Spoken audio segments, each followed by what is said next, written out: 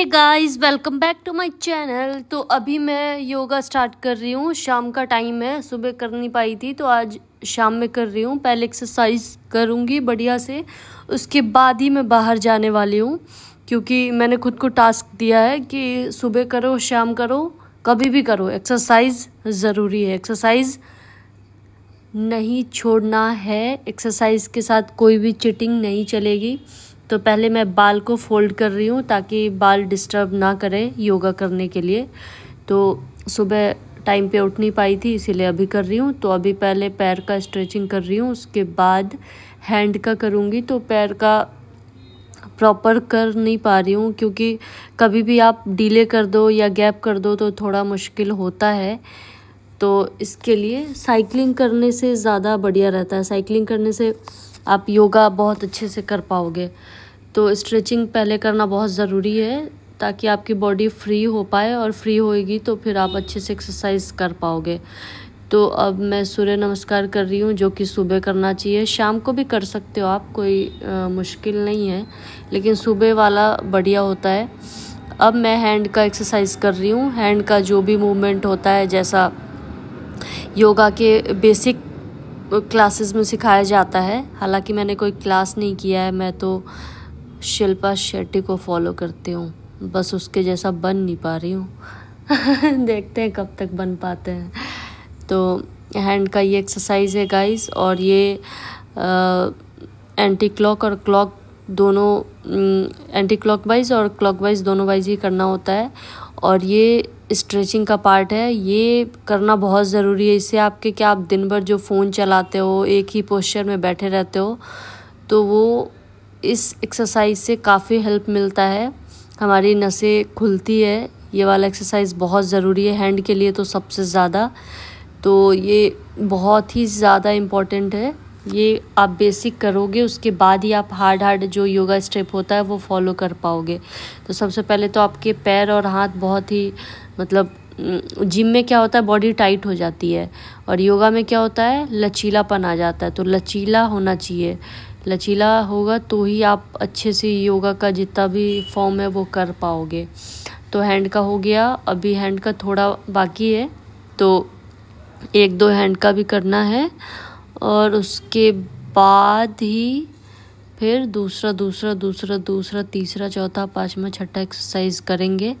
और अभी मैं गले का कर रही हूँ। ये भी फ़ोन की वजह से ही बहुत अकड़ जाता है, सबका ही अकड़ता होगा।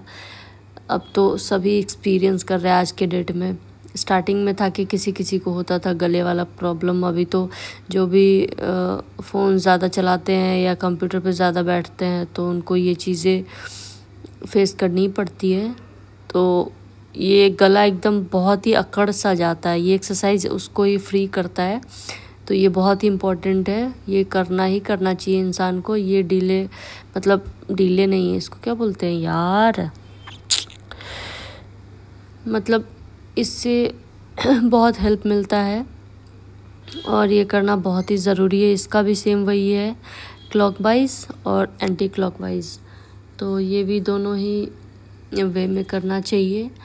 और शरीर को अगर आप दिन में 2 घंटा नहीं दे सकते तो फिर आप जीवन में क्या ही करोगे। जब आप शरीर के लिए पॉजिटिव नहीं हो, शरीर के लिए आप स्वार्थी नहीं हो, तो आप कुछ नहीं कर सकते जीवन में। तो इसीलिए मैंने खुद को टास्क दिया, अगर एक्सरसाइज नहीं करूँगी तो बाहर मैं कुछ नहीं खाने जाऊँगी और घर पे भी कुछ नहीं खाऊँगी।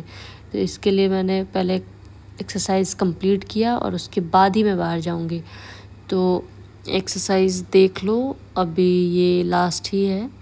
चक्रासन मुझे बहुत पसंद है, उससे क्या होता है पूरी बॉडी फ्री हो जाती है, और जितना भी क्रैक आना होता है, मतलब वो क्या बोलते हैं गांव की भाषा में मटर टूटना, वो टूट जाता है। तो बॉडी बहुत हल्की हो जाती है, बहुत अच्छा लगता है। अब मैं शाम में आ गई हूँ बाहर, और बाहर आज मैं खाने वाली हूँ चीज़ पॉपकॉर्न और चॉकलेट आइसक्रीम सॉफ्टी। तो ये डीमार्ट के बाहर में 35 का मिलता है। 35 में आपको चीज़ पॉपकॉर्न आ जाता है और एक सॉफ्टी आ जाता है। आपको जो भी वनीला या चॉकलेट जो भी फ्लेवर चाहिए वो मिल जाता है। तो ये मैं खाते खाते अब आ गई हूँ मॉल, और मॉल में मैं शॉपिंग कर रही हूँ, क्योंकि आज मैंने बहुत अच्छे से एक्सरसाइज किया, राइटिंग भी करा सुबह में और 2-3 ऑडिशन पे भी गई थी। तो आज मैं खुश थी और खुश रहने के बाद शाम को खुद को और भी ज़्यादा पैम्पर करने के लिए मैं चली जाती हूँ शॉपिंग पे कभी कभी। तो आज मैंने पूरा ही रूटीन फॉलो किया। इसके लिए मैंने खुद से खुद को गिफ्ट किया कपड़ा, और मुझे शॉपिंग करना बहुत ज़्यादा पसंद है। और ऐसे जो ऑफ शोल्डर वाले कपड़े होते हैं ये मेरे पे बहुत ही ज़्यादा क्यूट लगते हैं। अभी रिसेंटली मैंने जो भी कॉस्ट्यूम लिया है इस टाइप का ही लिया है। तो आज मैंने एक क्रीम कलर का देखा है, एक अभी ये आइस ब्लू है, आइस ब्लू भी नहीं है, ये डेनिम कपड़े में है। तो ये भी काफ़ी अच्छा लग रहा था। तो अभी मैं डिसाइड नहीं कर पा रही हूँ ये लेना है नहीं लेना है, तो बस अभी देख ही पा रही हूँ।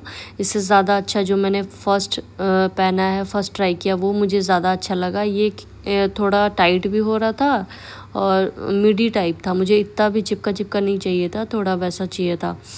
तो देखती हूँ, अभी मैं डिसाइड नहीं कर पा रही हूँ फाइनली मैं कौन सा लेती हूँ कौन सा नहीं लेती हूँ। अभी तो ट्रायल ही चल रहा है, ट्रायल में देखते हैं कौन कौन सा सेलेक्ट हो पाता है।